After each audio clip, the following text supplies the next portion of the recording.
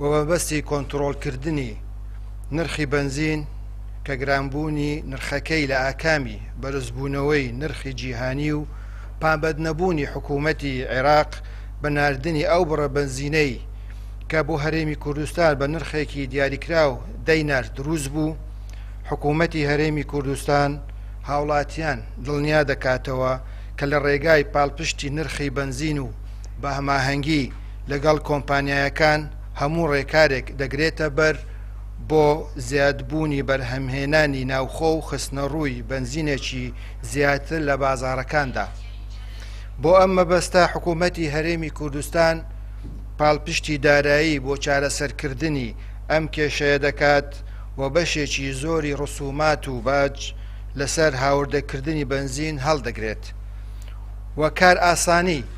پێشکەش بە هەموو کۆمپانیایەکان دەکات بۆ هێنانی بنزین بە مەرجێک، کاریگەری لەسەر کواڵیتی بنزین و تەندروستی هاوڵاتیان و لەگەڵ ڕێنمایەکانی پاراستنی ژینگەدا بگونجێت. هاوڵاتیانیش دڵنیا دەکەینەوە و لە ماوەیەکی کورتدا کۆنتڕۆڵی نرخەکان دەکەین و پێشبینی دەکرێت پشتیوان بەخوا لە ماوەی 72 سەعاتی تر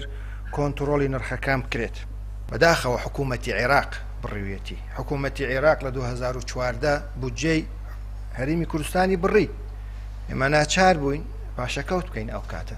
بۆیە ئەو بڕە پارەیە لە لای حکوومەتی هەرێمی کوردستان نییە، پارەکە لە لای حکوومەتی عێراقە، بەڵام ئێمە بەردەوام لە گفتوگۆیەکاندا تاکیدمان لەسەر ئەو بابەتە کردووە و ئێستاش یەک لەو بابەتانەی کە بەردەوام کارمان لەسەر کردووە و ئێستاش کاری لەسەر دەکەی مەسەلەی قەرەبووکردنەوەی ئەو زیانەی بەبەر هەرێمی کوردستان و بەتایبەت بە موچەخۆران کەوتووە لە ئەنجامی بڕینی بودجەی هەرێمی کوردستان. بۆیە ئەم مەسەلەیە ئەگەر ئیجازەم بدەیت لە خەمی حکوومەتی هەرێمی کوردستانە، بۆیە بێ خەڵکی هەرێمی کوردستان ئێوەش وەکو ڕاگەاندن ئەمە بگەینە خەڵکی هەرێمی کوردستان ڕایگەشتیکەوە بەتایبەت فەرمانبەرە بەڕێزەکان کە حکوومەتی هەرێم بەردەوام مانین کۆڵی نەکردووە لەو مەسەلەیە، بەڵام مافەکانی خەڵکی هەرێمی کوردستان و لە نێویاندا